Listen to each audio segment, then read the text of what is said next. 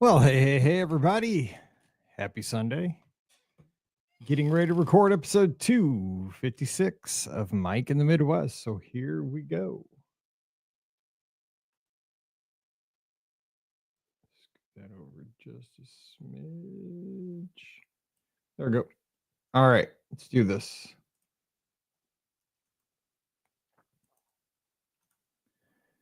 Well, hey, everybody. Welcome to episode number 256 of Mike in the Midwest, our mini podcast for the amazing patrons just like you of the Be Our Guest podcast.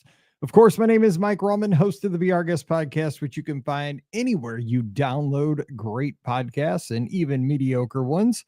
But you can also always find the podcast streaming at beourguestpodcast.com. That's where you can also find links to all the stuff that is associated with our podcast in case you ever want to come over and join us in the clubhouse, which is our little Discord server. It's our community, it's our cheers, it's our hangout.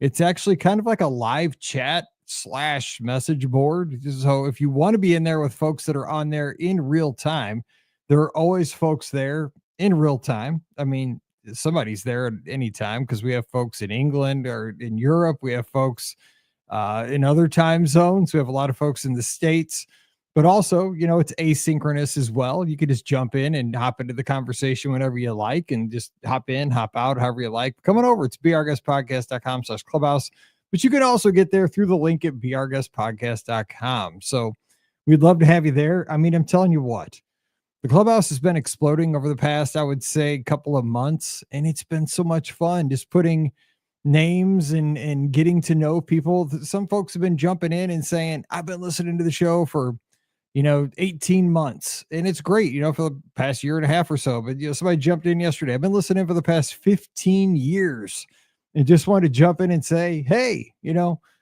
haven't really been active in the community, but I've been listening for 15 years. That makes me so happy that somebody's been listening since, what would that be, like 2011?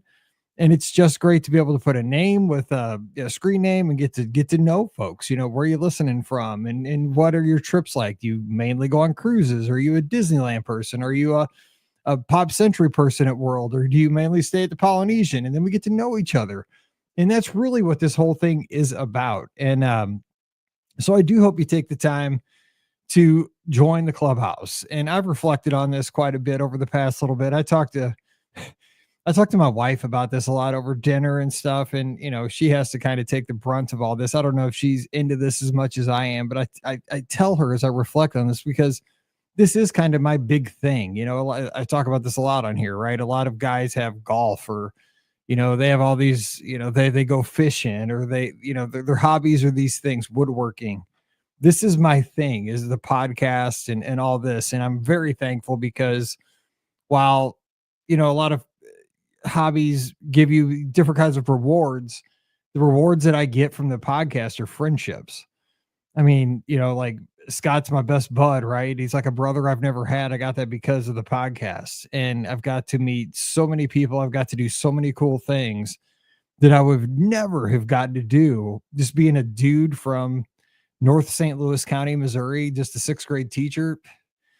Because we got to start this podcast in my basement in a little suburb of St. Louis back in the day in 2008. I mean, it's so lucky, and that's what it is. It's really a lucky thing. But I love this hobby because what it does is that it has really kind of brought people together, and it's nothing that I've done. It's just fate and it's luck.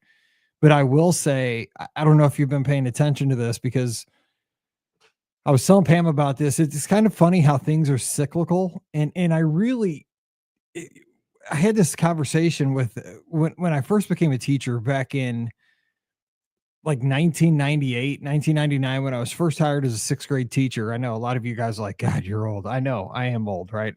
Kind of. But I talked to the veteran teacher on the team. Her name was Jane. Again, remember, I taught with Pam. So it was me, Pam, Jane, and Rosemary. Jane and Rosemary were the two veteran teachers. I would work with Jane. Pam would work with Rosemary as our mentors. And Jane would always say, and her thing was social studies. She taught social studies to the whole grade level. I taught science. Pam taught math, and Rosemary taught the language arts. So anyway, we were a great team. We ate dinner together many times. We spent the summer together writing curriculum. We got along really well. But Jane and Rosemary were just wise. They were just wise. And like Pam and I were younger, younger teachers learning the profession, but they were veteran teachers. They knew what was going on. They had seen a lot. But the thing was, they had empathy. They cared. They wanted us to become great teachers, but they had the patience to let us make mistakes and let us learn and let us have the energy and let us learn and bring in our own style, because I was definitely a different kind of teacher than Rosemary Jane. I was more like Pam because she was hyper and she was very excited and high energy like I was. But Jane and Rosemary were very calm and very cool in how they taught. Like I was more like, like we were always up and desks were moving and, like let's move the desks out of the way. Let's make paper airplanes. Let's measure how far we can throw them. Let's make them a different way. Throw them again. Let's measure again. It was always active in my room. It wasn't always active in their rooms, but it was great because the kids got both. Anyway, get, and this is how the show always goes. It's all over the place. My classroom kind of was, but then we had to get down to business. We did. But what Jane always said was that things were cyclical many times. Like things would go one way and then they would come back the other way in extremes. Because, for example, in classrooms, right? When we first started teaching, like it was our desks were all set up in columns and rows, just like it was when I went to school, right? You had the desks were just in rows, and that's how we taught, and that's what you did. And then, like for a while there, the only way you could teach was you had to put the desks in like little teams. You had to put like them in pods or groups of four, where had four desks, these little desks all in pods. You had like four groups of four or five, five groups of four, and you had these little teams like T1. And the thing was, she'd always tell me like, don't get too frustrated because it'll be like this for a while, then it'll always go back the other way, because she said things like this are cyclical. Everything is. Life is. She goes, fashion cyclical, politics are cyclical. The news is cyclical. Everything is cyclical. She says, I'm old enough. Just watch. She goes, She goes, and I've studied. She goes, and she was very into social studies and history and cultures.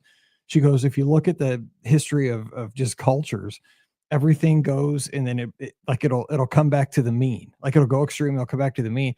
And she was right. Like everybody needed, it was like, for a while, everybody had to do like cooperative learning. Like I remember that, like, and I was a huge cooperative learning dude. I was like, everything in my class has to be cooperative learning. Everybody has to be learning together. Like we have to be doing projects. But the thing was, not every kid was great with that. But I'm guilt. Like I look back on my teaching and I'm like, oh my gosh, I probably made the introverts. I probably terrorized them because that was like my style of learning. I loved being on a team because I'm like a coach guy, right? I'm like, all right, let's work together. Let's solve this problem. Let's present. And I thought that's how everybody grew. But now like that I'm older and I look back and I probably terrorized like the introverts. But what I did was, as a teacher, I wanted to show the kids that were, in my heart, I wanted to help them grow to be like me, to learn those skills, right? To be like, oh, well, this is part of, like, in my 6th grade class, by the end of the year, you're going to be an extrovert, but look at it, like not everybody needs to be Mike Rallman or be an extrovert. You need a lot of introverts that are great coders, that are great at what they do, but they don't have to be behind a microphone. They don't have to be somebody who presents. They can be just fine being quiet. I think it's one of those things, like reflection. As you grow through life, you need to see that kind of stuff. And she was right though, because like this is totally, I don't even know where I'm going with this, but I love talking with you guys because I think that it helps us maybe all think about things throughout the week that, we all have different jobs. All of us that are listening to the show, we have different jobs. We can all change the world in a small way each and every week with what we do.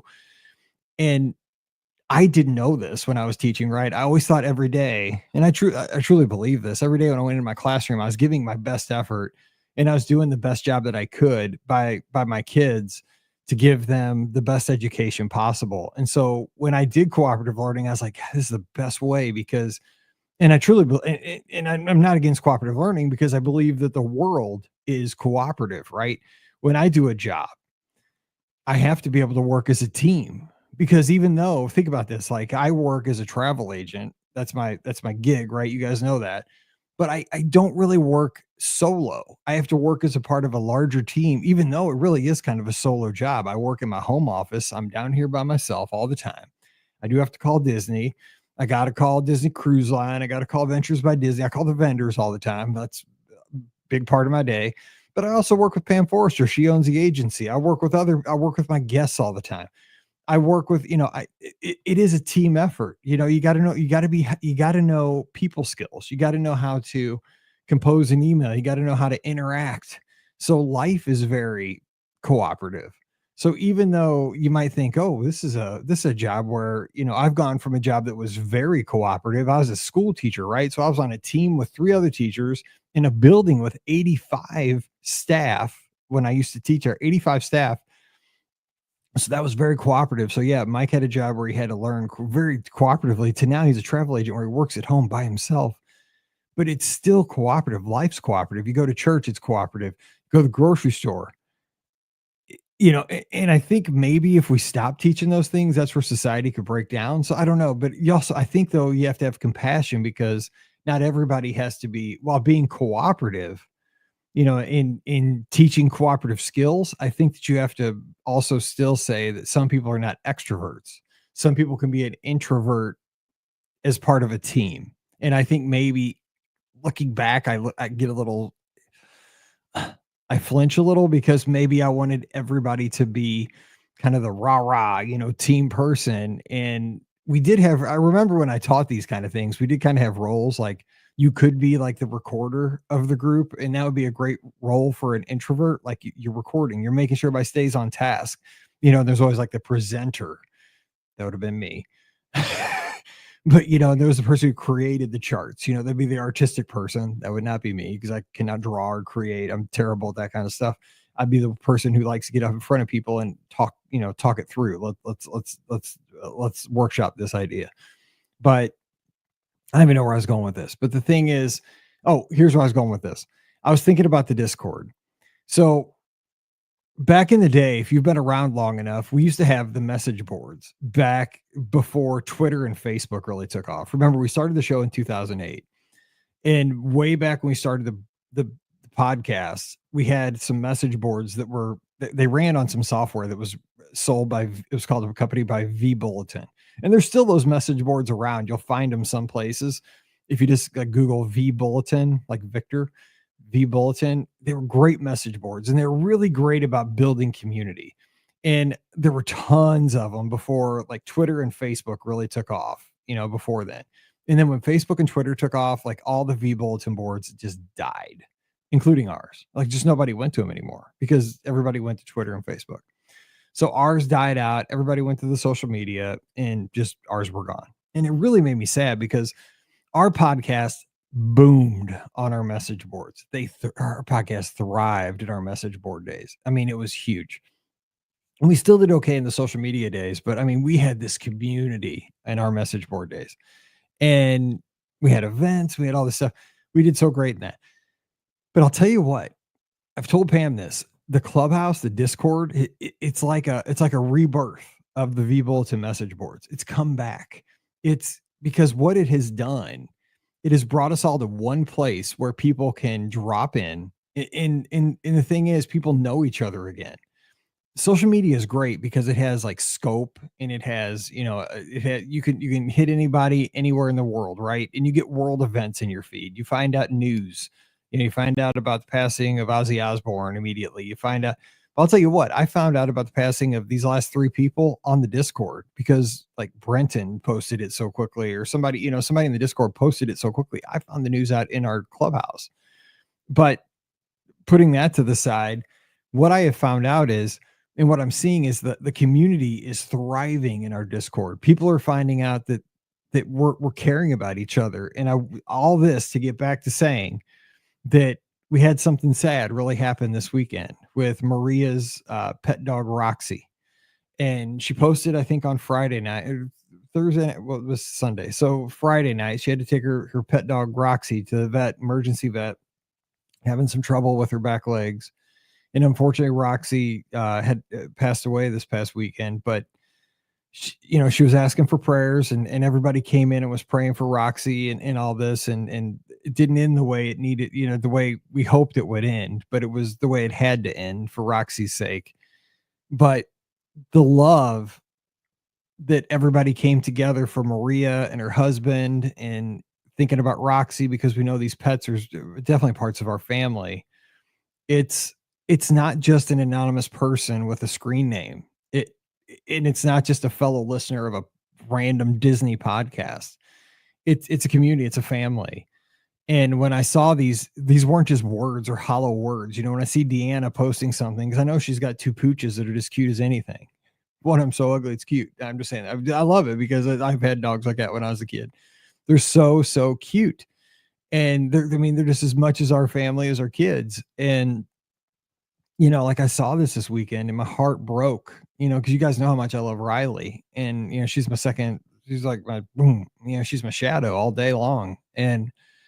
But what just closing this out, I just want to, thank you guys for being good people.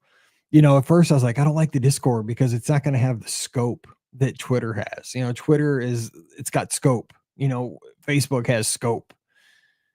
We don't need scope. What we need is good. And the good in our clubhouse and the Discord just oozes.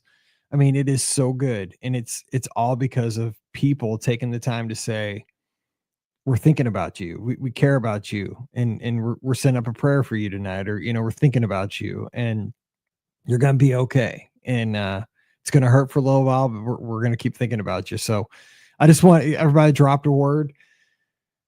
Thank you. And, this has happened many times. We've had multiple events like this, but this has been on my heart the last, 12 hours or so. And it's the best, it's the best of the internet, because we see so many terrible things about online communities, online posts just being trash. And I know ours is just a little bitty corner, and it's tucked away, and it's not even really public. And that's fine. It doesn't have to be public. It doesn't have to be big, because what we have is awesome. So just thank you for being over there, and thank you for taking care of each other. It is so appreciated. So, long intro. What else is going on around here? It has been hotter than Hades, but I think it's going to break on Wednesday. Finally, they're saying it rained. I mean, it stormed last night. It rocked me out of bed. We had a big thunderstorm at about 4:30 in the morning, which was a bummer because it woke me up, and I get up at 4:50, so I didn't get my last 20 minutes of sleep. But oh well. So it cooled it off a little bit this morning. So we're down to, I think it's about, what is it right now? 83. That's not too bad. So doing pretty well there. We'll have the live call-in show tonight. We'll talk about all the changes coming to Animation Courtyard. You excited for that? The Animation Academy coming back. The Arch over heading into Animation Academy going away. What else? We'll talk about all that stuff tonight, and the phone line should be working. I worked after the live call-in show last Sunday night, had my wife keep calling in, and it seemed to be working. So it should be working tonight. So we'll take your calls extra time tonight. So join us at 7:00 Eastern, 6:00 Central. Scott will be there, and we'll have a good time. All right. Let's get to the feedback from last week's show. And last week I talked about how I always want to go to space camp, but couldn't afford it. But then I got to go because Boeing had to send a teacher. I accepted. Then I got scared because I didn't fly. Gave it to my friend Dave, who taught across the hall. Regretted it. Wrote a proposal to our professional development department at our school district. Got approved and got to go to space camp alongside Dave, just to the space camp part. So got to do that for a week. And then I went back the next 2 summers as an instructor. I got hired on. So it was awesome. I loved it. Paul says, Mike, great shirt. As if I don't have enough to thank you for all you do, the podcast team you've put together, all of your families, this BOGP and Discord community you've assembled, and how much they brighten my day today. I now have something else to thank you for. Thank you for taking that one great opportunity for Mike. Your efforts helped me make that space camp a giant opportunity for others. A few years after you taught there, my niece, Rachel Dunphy, was born. It was also her dad, also Mike, that turned me on to the BOGP in 2008.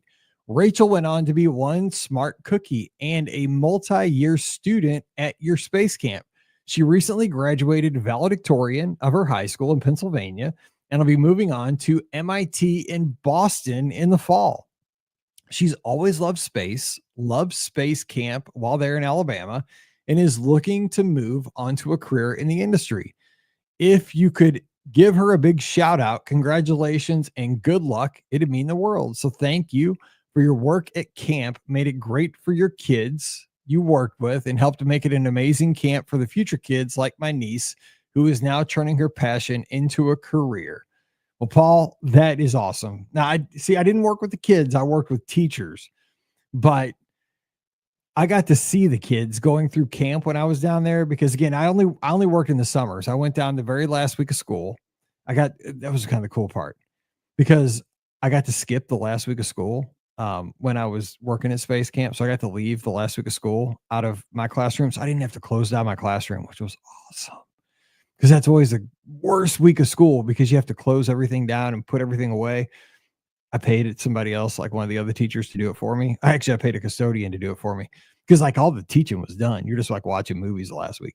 So I bug out, drive down to Huntsville, do the training, take the test and all that. And then all the teachers would come and I'd teach all summer, but I got to see the kids coming through all summer and the kids were doing awesome stuff. But I loved it because I got to teach teachers and I got to hang out with the best teachers in the world for like 2.5 months. It was so awesome. So thank you. And I'm so proud of your niece there, Rachel Dunphy. That is so cool. And so many people that go through space camp do go on to STEM positions and the, careers and, degree programs in college and then into their careers. That's awesome. My daughter Paige has a STEM degree. I mean, she's got a degree in biochemistry, but she runs a basketball program. What are you going to do? Proud of her. She lives my dream. Dennis down in Texas says, I said this on the Discord, but I've been amazed by how many people were invested in the BOGP cruise on the Magic that weren't even going on the cruise. Myself included. I would listen to the BOGP even if I weren't a Disney fan, just to hear you, Mike, and Scotty G talk. You have great chemistry on the pod, so I'm really looking forward to the trip report from the two of you. Yeah, we're going to get to that.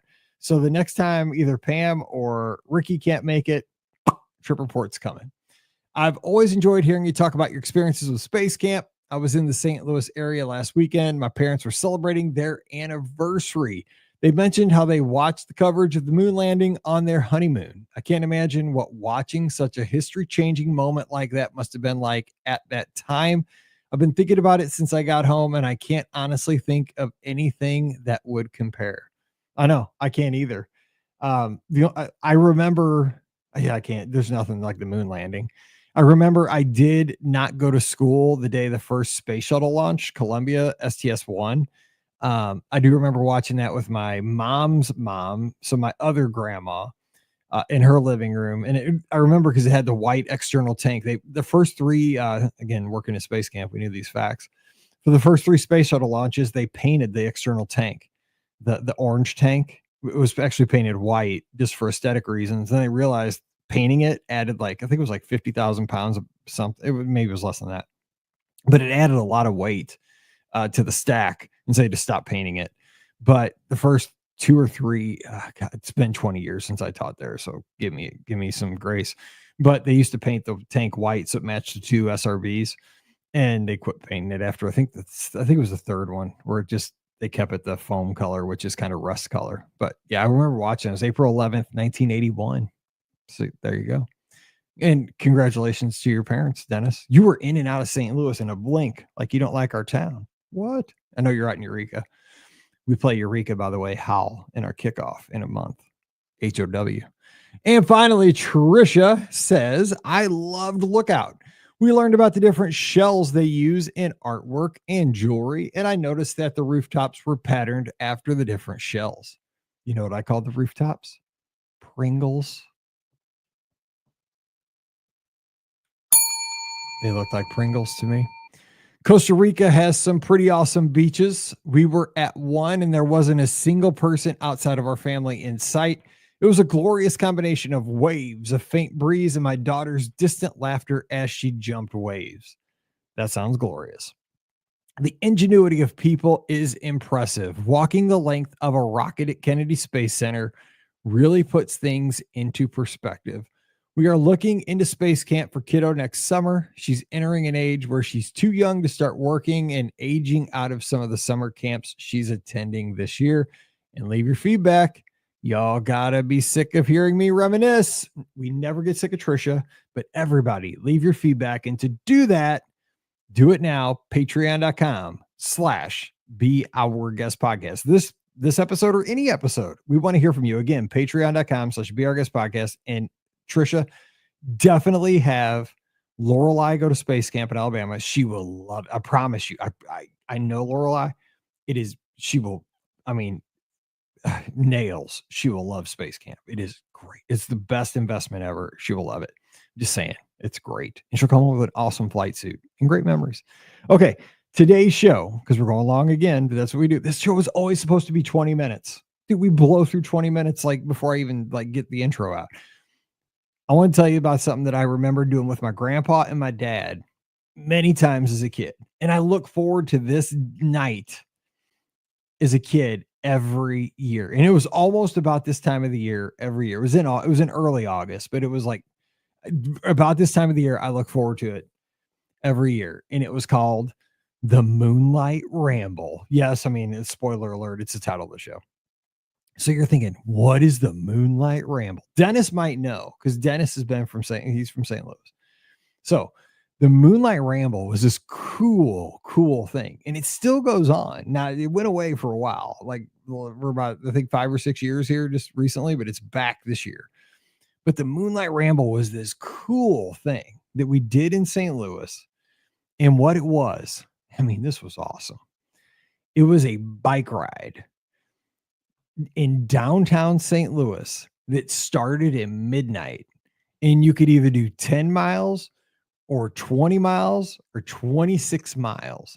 But it started at midnight in downtown St. Louis, like by Busch Stadium.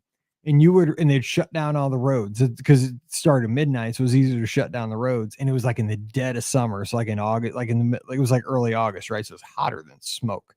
So, so it would just be humid and hot, even in the middle of the night, stagnant. And usually it was a Cardinals game that night. So the Cardinals game had ended and, people had just gone home and it kind of still smelled like beer.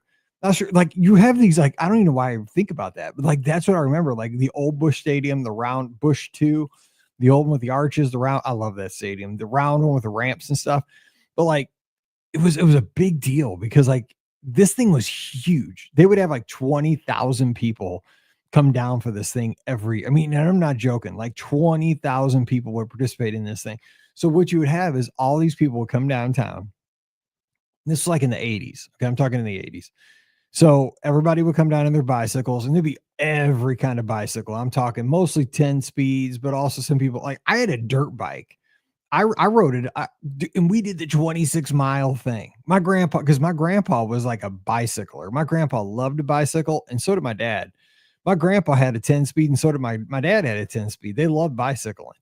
My grandpa, the side story, my grandpa always competed in the Senior Olympics. I don't know if you know what the Senior Olympics are, but my grandpa loved doing the Senior Olympics once he turned 55 and he won the bicycling Senior Olympics. He got the gold medal and he won a couple other events, but he was really good at bicycling in the Senior Olympics. So he had this nice 10 speed. My dad had what was called a Frejus. I don't know if you know what a Frejus 10 speed is, but it was from when he was a kid and it was this super fancy 10 speed from when he was getting, and it was light as a feather. He still has it. You could pick it up with your pinky. It was so light. So it was a super fancy racing bike. I had a dirt bike, but so I'm riding a dirt bike, dude, with no gears or nothing. Just, just mag wheels. But I mean, dude, I didn't care. I was getting to ride it. I get to ride at midnight with my dad and my grandpa. So anyway, we go downtown. I think it started by Busch Stadium. And I mean, like I said, 20,000 people. So here's how it worked. Remember, my dad played in a band at a steakhouse when I was a kid. So he was a drummer, right? So he played on Friday and Saturday nights. And I'm pretty sure this thing took place on a Saturday night at midnight. I think. I'm almost positive. Again, I was young. But my dad always drove a pickup. And so did my grandpa because they were both construction workers. So we'd meet. And they my dad would finish playing the drums. And then we'd like, I think he got off at 11 or something, or maybe he didn't. I can't remember how this worked, but he had to play the drums first. Then he'd like hurry up, come home. We'd throw the bikes in the back of the pickup and then drive downtown super fast. And we'd park because you had to have these like tags on your seat post to show that you had signed up. So you'd sign up like a bike shop. You had to get a tag to show you were in it wasn't a race, it was an event though. Like there wasn't a winner, it was just a ride. So you had to put these little tags on your bike post, like under your seat, that showed you were part of the ramble. I was like, a ramble. I think you got t-shirts too. But you put the thing and you were part of the ramble. It was so cool. Now back then you didn't wear helmets either, by the way. This was just you rode, right? And so you put these little things on with like zip ties. So we put the bikes in the back of the pickup, and you drove downtown and you just parked wherever you could. Like they had parking lots open like you would for the ball game. Because again, like 20,000 people. So you parked your truck. And the cool thing was you didn't have to park super close to where the start was because you had bikes. So you just like ride your bike to the start line. And I'm telling you what, man, there were just bikes like all the way up. So picture like a Run Disney race, but I mean just bicycles. And it was great because they'd shoot off a gun. Not a great idea to do in downtown St. Louis these days. People would scatter, but they did. This was the 80s, and people would go. And the thing was, it was awesome because it was like a rolling party. Like there were people that would roll. There was a guy that roller skated every year. Like he would roller skate the dang thing. Now, I don't know if he went to 26 because it was a 10, a 20, and a 26. Like you could turn off at certain points. My grandpa was not a quit. He didn't raise a quitter. We did the 26. And so we'd ride the sucker, and I had to keep up. Like, my dad and grandpa they didn't have mercy, dude. They told me to keep up. And so, we rode past all these like St. Louis icons. You rode past the Arch, you rode past this place called Ted Drew's Frozen Custard. Now they would be open because people would stop and get frozen custard at 4 a.m. because you were, like, I mean, dude, 20,000 people are coming by. You're going to make money, but all these places be open. Bevo Mill, but you saw these places, the brewery, Anheuser-Busch, but you rode all over. They had all the roads closed, but it was so cool because people would like be riding with these big old boom boxes. Remember, this was the 80s, and music like attached to their bicycles. Would be bicycles built for 2, bicycles built for 3. Like those old fashioned bicycles with like the big front wheel. It was so wild. But the thing is just that you got to be riding in an urban area, like kind of, pretty urban area, right? I mean, some of it was, I mean, totally downtown St. Louis, right? Big buildings and all that around Busch Stadium. But you would ride, down kind of the South City and all that area but you're riding like it start at midnight, you get done, I don't know, 3 o'clock in the morning or something. And the coolest part was, besides that, is that when we finished, and I was always like sweaty and hot, because it was summer and humid, and like I just ridden 26 miles on a dirt bike. My grandpa and dad had, looking back, they had 10 speeds. They probably didn't, give a ton of effort, but like I think we went to Forest Park too. Now to think about it, like past the zoo, we went all over the place because they had different courses each year, and we did this multiple years. So, but it was just fun, like riding with grandpa and riding with my dad every year. And like, I look forward to it. We took my friend Ryan a couple of years, like he got to go with us. And like, it was always something to look forward to do like with the guys. And, but one of the coolest things was we always had a tradition after the ramble was that we went to Denny's. So we would, after the ramble, right, we would throw the bikes back in the pickup. And it'd be like 4:35. I don't know. I can't remember because I didn't pay attention to what time it was back then. I didn't care. I didn't have a job. So we would get back in the truck, ride towards home because we all lived back in Florissant. And we'd stop at the Denny's on the way home. And of course, Denny's is open 24 hours. And so we'd all, go get our grand slams. And it was just great because, we'd all ridden all these miles and we'd, get our grand slams, and some would come up as we're having breakfast. And we'd all tell the stories and what we liked the best and all. It was just one of those things that the Moonlight Ramble was. It was just one of those times and pieces of history that I'm glad I did. And I did this like not that long ago. Like we did this as a bunch of our teachers from Wedgwood. We went down and did the Moonlight Ramble when I was a teacher at Wedgwood, because it had been going on like forever. Like during COVID, they stopped for a little bit. But like I said, it's going to happen again here in a couple of weeks. We're going to do it again. And it's not as big as it used to be. but it used to be a huge thing because it was sponsored by KMOX, which is the radio station that carries the Cardinals, and they advertised it like crazy. I mean, I think it was one of the biggest bike rides in the country for a while. I mean, everybody in St. Louis did the Ramble. It was huge and it was so fun. I mean, it was just like a rolling party. So that's my story for this week, the Ramble. I love doing it with my grandpa and my dad. Probably I was like 7 to like my prime ramble days was probably like 7 to like 12. Love those days. But did you have anything like that with you, maybe your grandpa, your dad, anybody in your family, anything that was unique to your area that was kind of like the Moonlight Ramble that you did that you enjoyed? I want to hear about that for next week. So drop it into the comments, patreon.com/BRGuest podcast. And I want to send a special shout out to Matt B, who sent me some very kind words about Mike in the Midwest over on the Discord server this week. It meant a ton. So I appreciate that so much. I'm glad you enjoy the shows, and thanks for your support as well. So until we get back together again next week, hope to see you on the live call-in show tonight.